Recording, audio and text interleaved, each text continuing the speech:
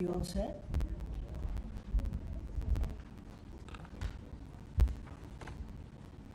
How are you?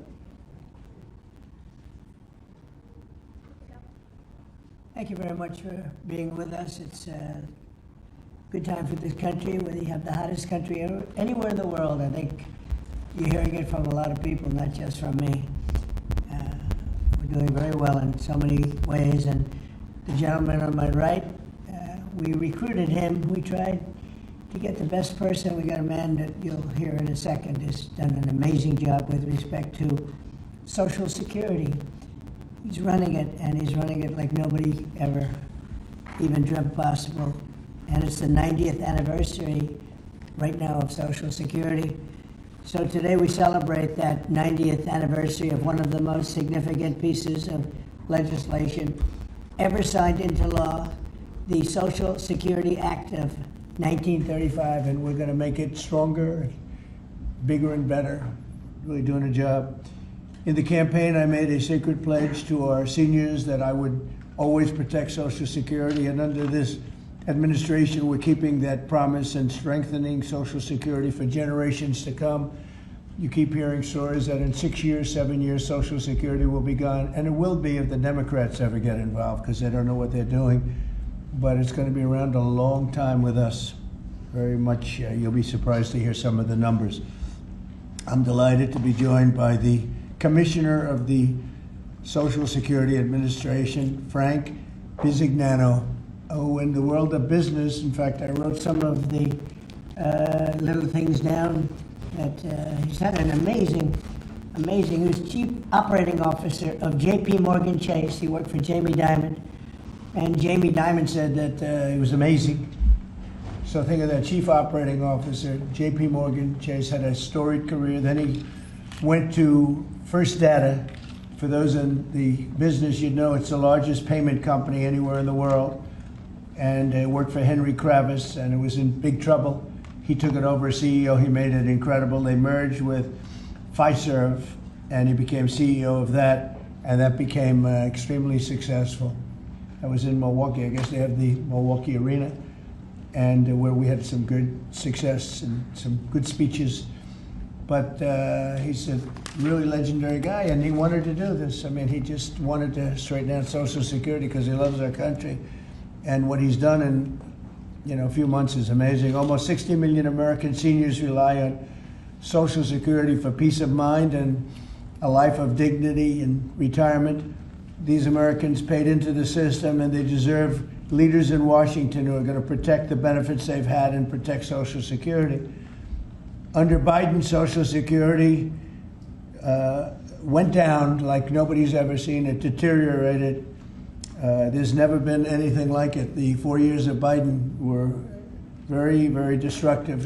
It couldn't have gone on much longer. Social Security was going to be destroyed. It was being destroyed. The average call wait time reached an all-time high of more than 42 minutes.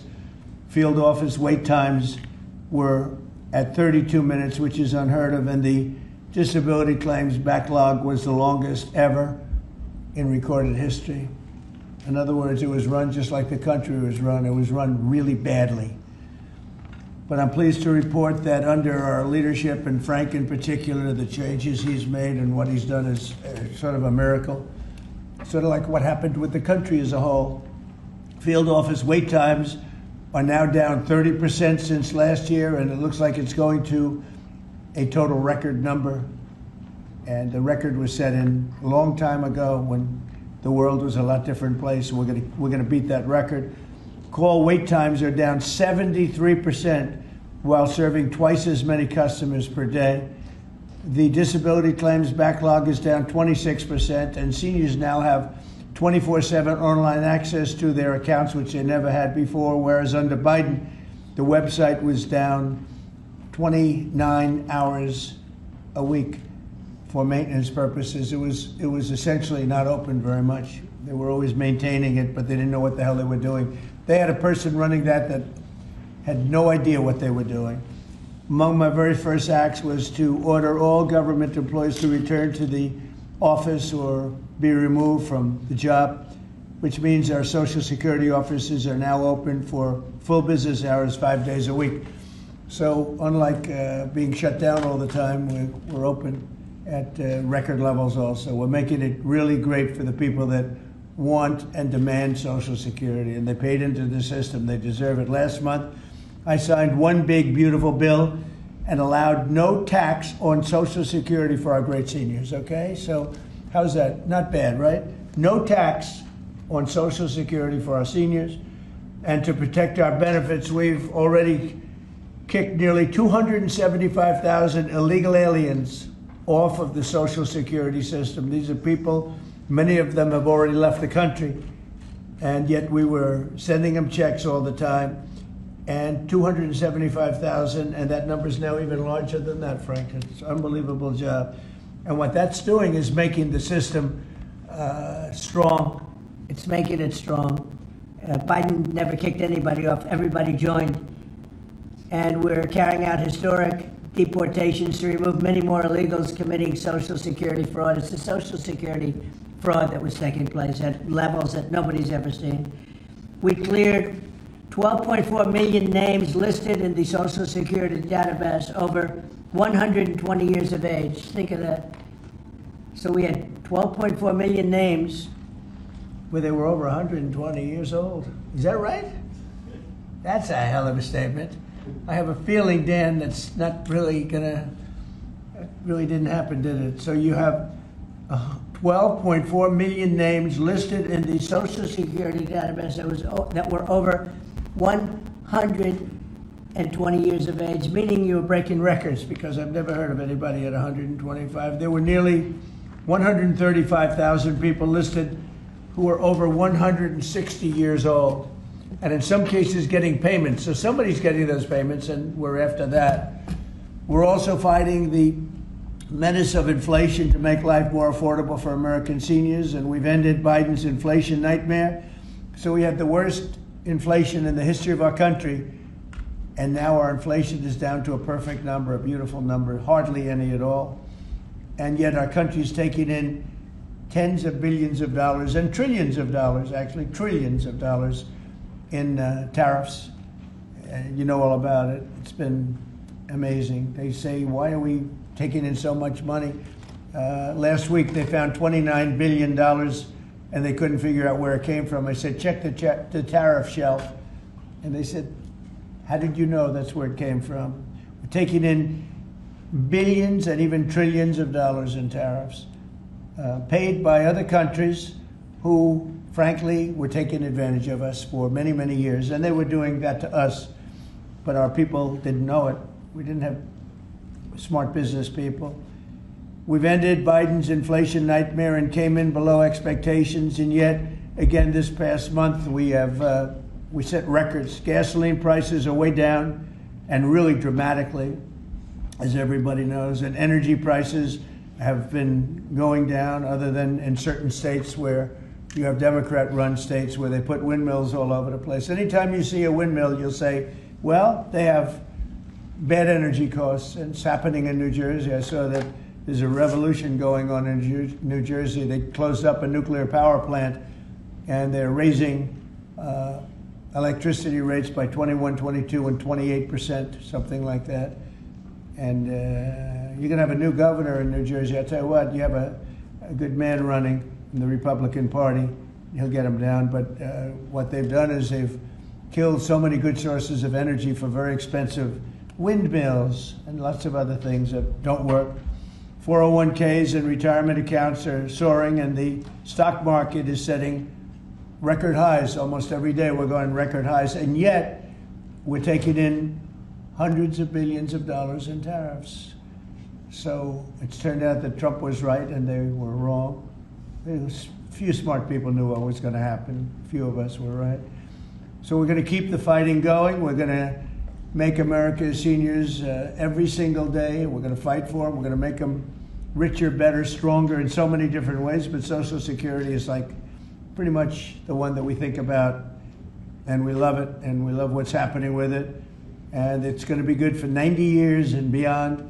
Again, you were given only a short period of time. Social Security was supposed to be like down. Had they won the election, Social Security would have defaulted during Biden or Kamala's election, whoever they so chose. Two beauties.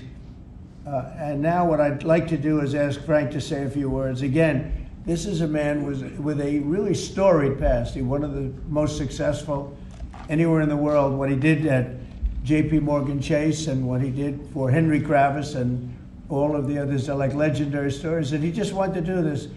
He's making about a tiny fraction, I would say, a tiny fraction of what you used to make.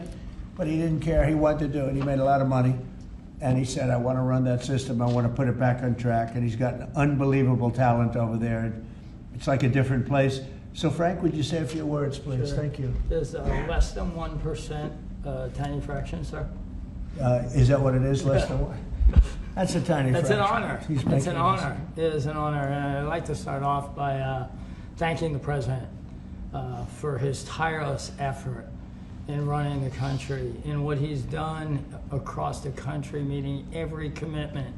And, you know, I see it directly in the big, beautiful bill, the opportunity that it's brought to seniors.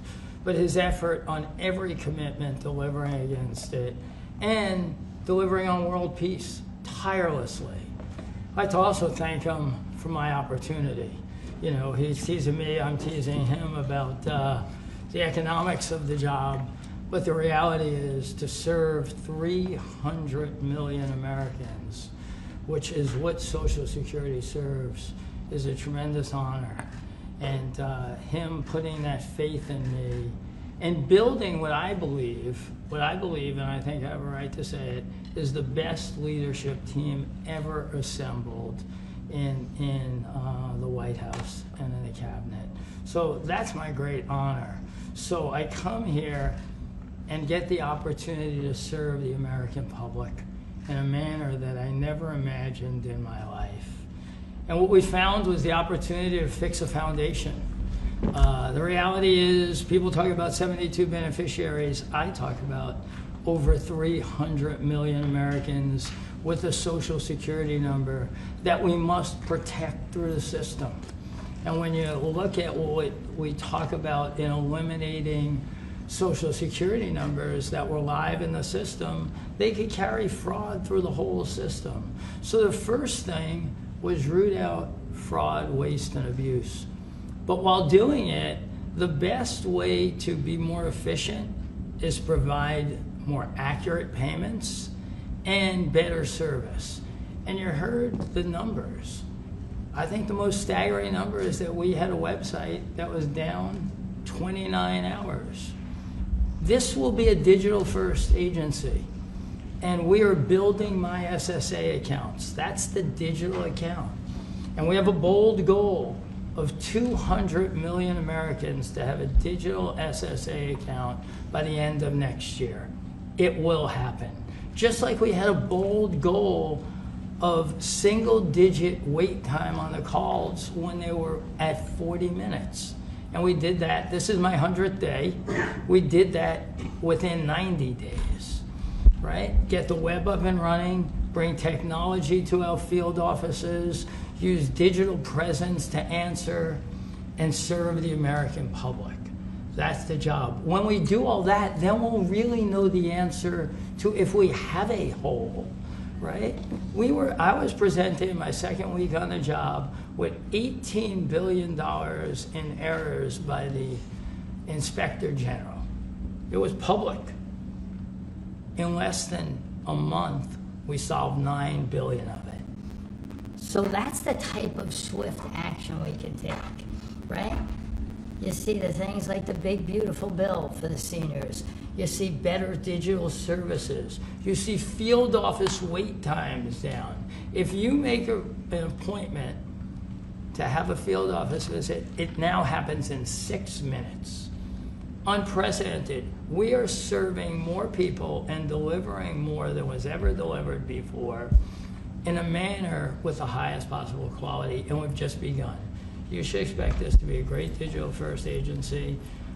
My commitment to make this happen is as deep as the President's commitment to make the world a great place. And you see the fabulous job happening here across America and what he's doing in the world.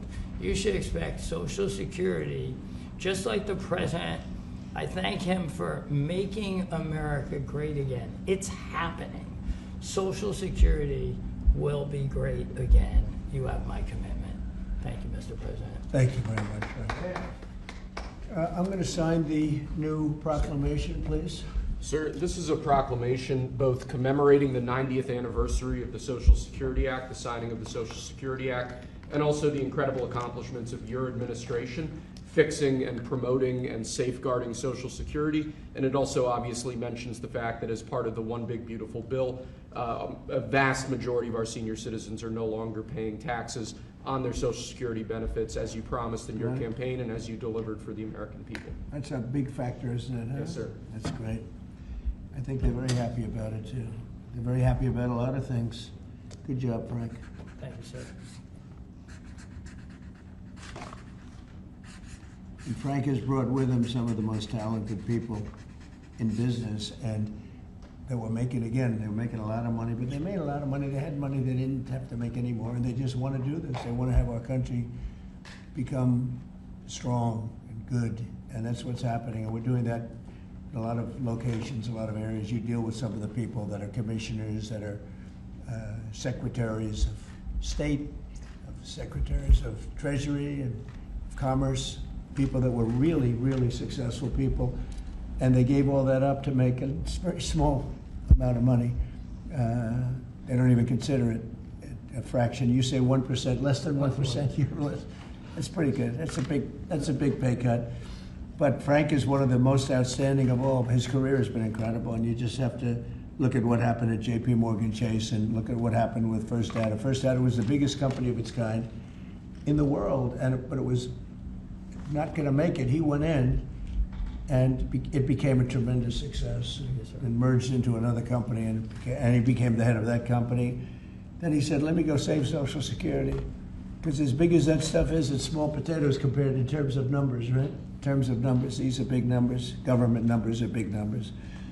So I want to thank everybody for being here, but I'm really proud of you, Frank. And here's your proclamation, and let's take a look at what that looks like. Signed by the human hand. For a change. That's good, right? Do you have any questions for Frank? How about the questions for Frank?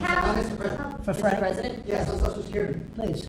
First and foremost, this was a major campaign promise that you had. 2023, it was one of the first Agenda 47s that you put out. It was titled, We Must Protect Medicare and Social Security. Why was this important for both of you to get done, and given the fact that it'll impact millions of lives? Well, it was very important to me because I knew how Social Security, I've been hearing about it for years, long before I came to office, that it was really going to die very shortly, and I had to put somebody outstanding in. And we were talking. I was talking to him on a business sense once, and I said, "This guy's amazing." And he said, "I'd love to help you with Social Security because it's sort of what he does. You know, he takes troubled entities and turns them around, and he did some of the biggest messes in the world, and Social Security in a certain way, I guess, you know, you reported it all the time. In 4 or 5 years, it's going to go bust, but not anymore, it's not. And he's got it turned around so well. The proclamation helps. All of the things we've done help. And he's finding such tremendous fraud where we have illegal aliens. We have people that don't even exist on Social Security now. They don't exist. And what it does, it makes it totally secure and powerful for the people that are on it and need it. And we're very proud of the job he's done, one of the best. Kara Castro from Lindell TV. How are you today, sir? Democrats like Bernie Sanders and Elizabeth Warren continue to peddle the lie and the claim that you're trying to cut Social Security, despite your repeated promises to protect it. Why do you think they keep pushing this misinformation and literally terrorizing the elderly in America that sadly keep watching the very misleading mainstream media? I love your question. I should have called you almost first, but I love his questions also, always. But it's such a good question. It's so vicious what they do. Elizabeth Warren said she was an Indian. We call her Pocahontas. She's a liar. She lied her whole career. Based on the fact that she was an Indian, she was able to get into certain colleges, get certain jobs, get into certain universities to work there. She's a liar and a mean person. She's a nut job. I watched her the other night. She's all hopped up endorsing a communist in New York City. And she was all excited and jumping up and down. She's got to take a drug test. She really does. She's got to take a drug test. There's no way Somebody can act that way and be normal. What she's done to our financial institutions, she destroys people.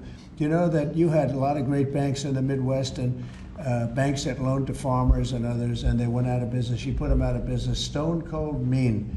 Banks that were open 150 years, family banks that supplied the farmers and manufacturers and others, and she put them out of business. She's a mean, horrible human being. Bernie Sanders is Bernie Sanders. I don't mind him so much. He's just a liberal guy, very liberal guy. He's a wacky guy. He's still sharp. I got to tell you, he's 86 or 87 or something.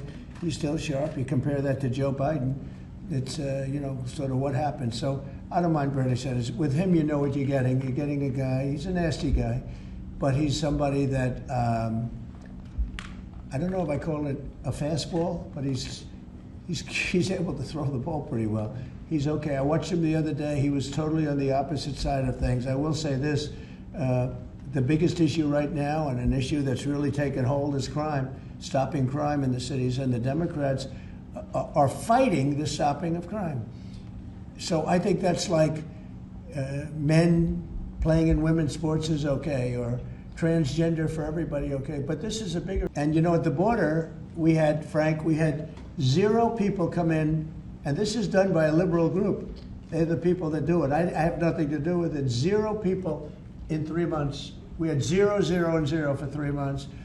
And last year we had millions of people pouring in from all countries, from jails, from drug addicts, gang members, drug dealers by the thousands and thousands. 11,888 murderers, half of whom committed more than one murder. They flowed into our country, and for the last 3 months we had none. And I didn't remember when Joe Biden used to always go, I need legislation. I had no legislation. I just said we're closing the borders, and the whole world understood it because they respect your country again. They really respect this country again. They didn't respect it. When he said it, it didn't mean anything. But now they know it meant a lot. And Mexico does what we tell them to do, and Canada does what we tell them to do, because we have the 2 borders. We have the northern border, the southern border, and they were both horrible. But now it's some people say it's a miracle. Well, what Frank has done with Social Security also is something very special. But what we're doing with crime, which will be... President, one on your Putin meeting and then one on DC crime. We have, we're not paying any money, as you know, to Ukraine. We're supplying equipment. We're being paid 100% plus for that equipment by NATO. And I got NATO up from 2% to 5% of GDP. They now have billions of dollars. NATO is a very rich group of countries, and we make the best military equipment anywhere in the world by far. And they're buying our equipment, and they're paying 100% for the equipment, 100%. In fact, they owe us about $2 billion now. They're going to send a check. Another one was sent recently for $1 billion. So we're not spending any money anymore. Biden gave them $350 billion, got nothing for it. And if you look, and by the way, we also signed a rare earth deal where we get, years of rare earth to get our money back, the money we spent. But what I'm really doing this for is to save thousands of soldiers a week. You have Russian soldiers, you have Ukrainian soldiers, and then you'll have missiles dropped into various cities and towns in Ukraine.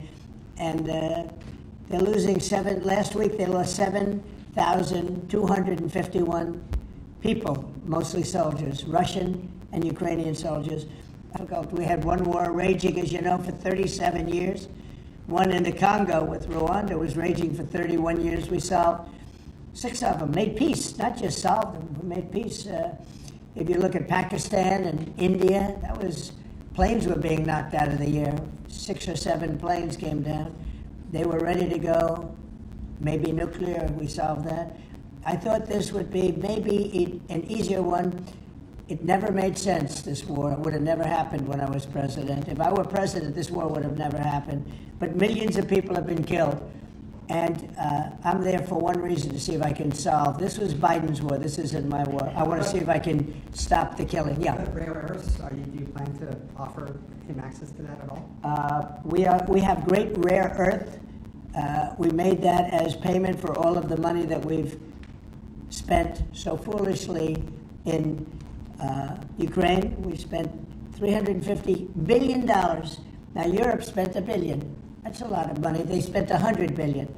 That's a lot of money. But we shouldn't be spending a lot more money than them, and they understand that.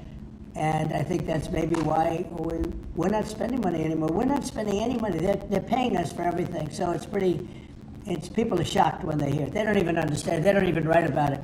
But we're not spending money, but we are spending a lot of time trying to get the war solved. If we can get the war solved, we'll be very happy. As far as rare earth, that's very unimportant relative. I'm trying to save lives. On DC crime, sir. On DC crime. Do you have a message for the Democrat lawmakers like Nancy Pelosi or media who are saying, after living here for many years, that there is no crime and you're trying to start a new news cycle? It's another reason why the Democrats lost the election in a landslide.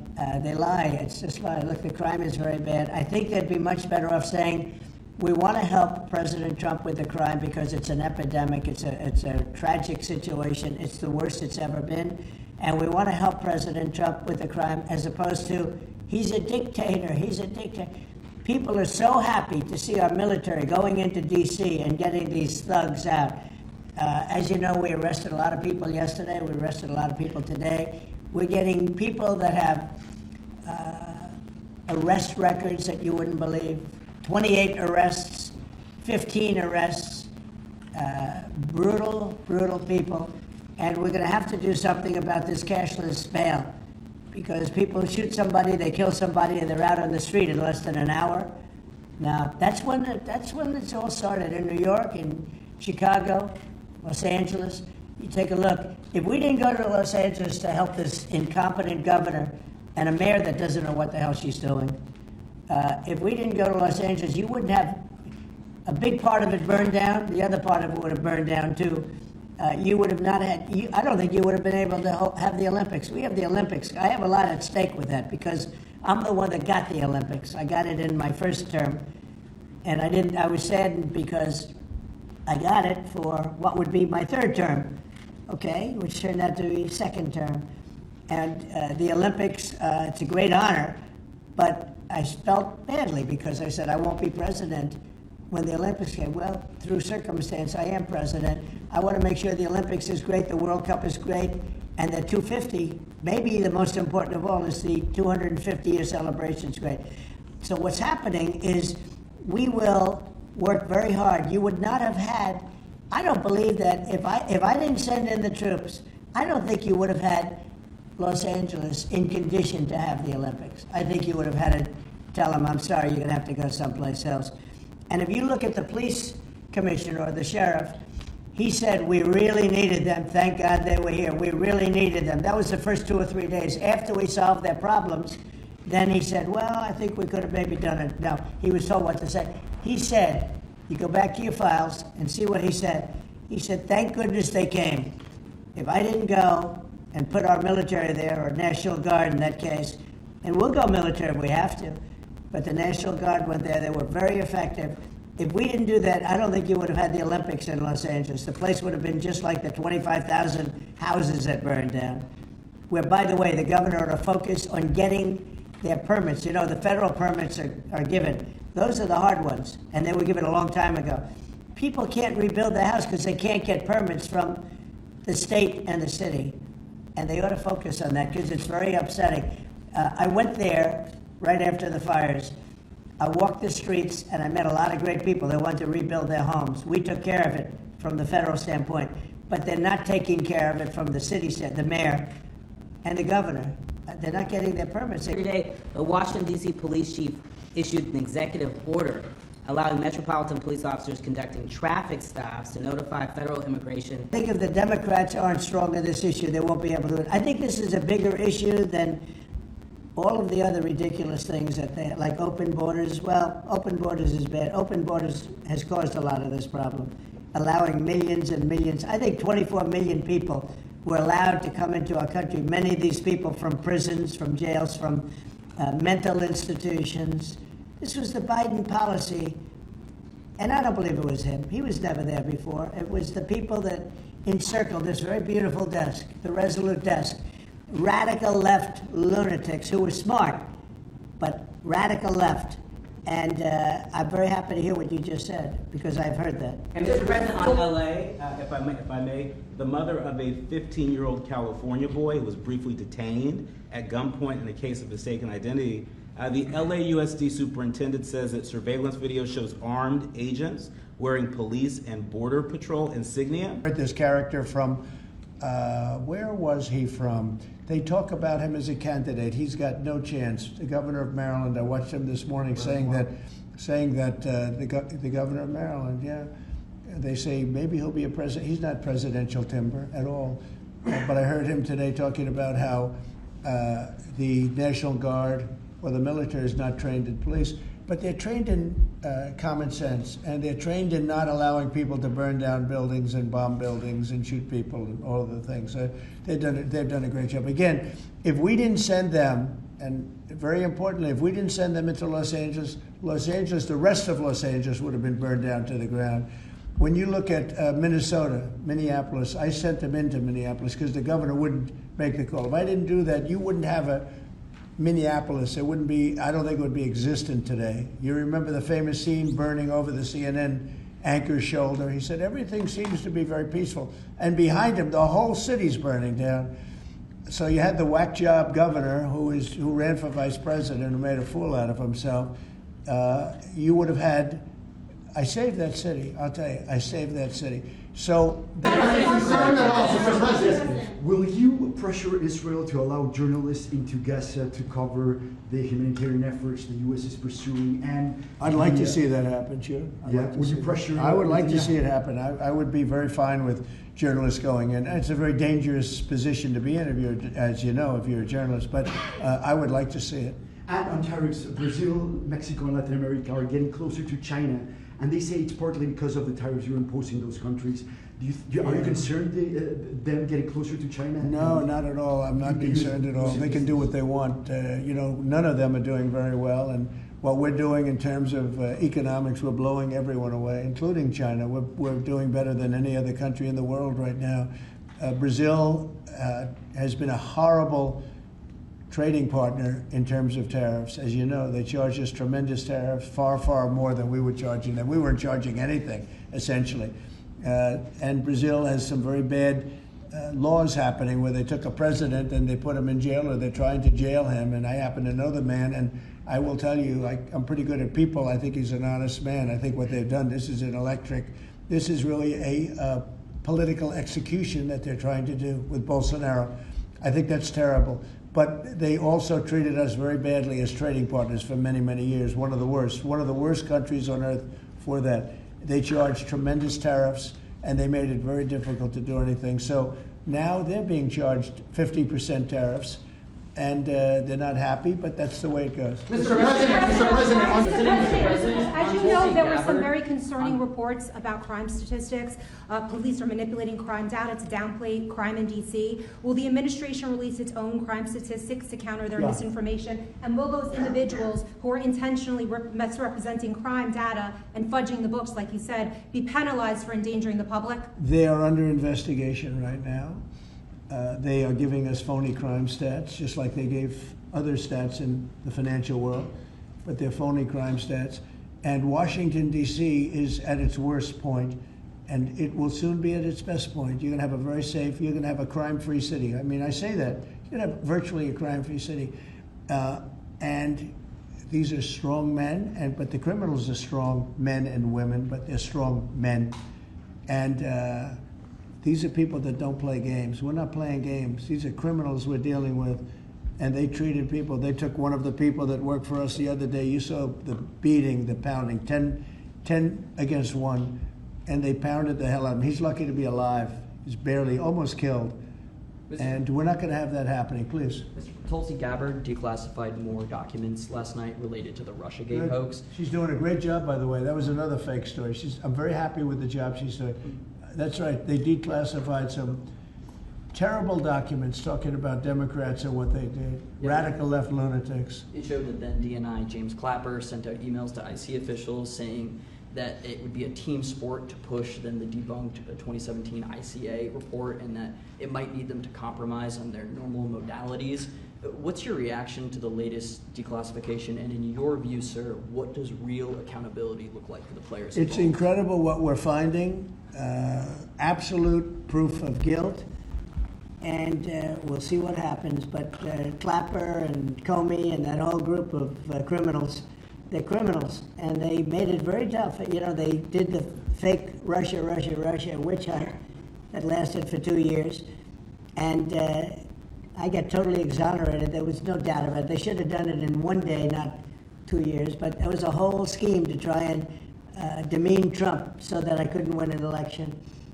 And that is a criminal group of people. They're sick people, and they're criminals, and they should be taken care of. Thank you, Mr. President. On the Smithsonian, I know that your administration is seeking to weed out a lot of this left-wing spin that's in the museums, but we're seeing from people like Brian Stelter or other commentators that they're insinuating that you are trying to change history according to your narrative. What's your response to that, and is there anything you'd particularly like to Well, we want the museums to treat our country fairly. We want the museums to talk about the history of our country in a fair manner, not in a woke manner or in a racist manner, which is what many of them, not all of them, but many of them are doing. Our museums have an obligation to represent what happened in our country over the years, good and bad, but what happened over the years in an accurate way. Thank you very much, everybody. Thank you, Press. Thank you, Press. Thank you.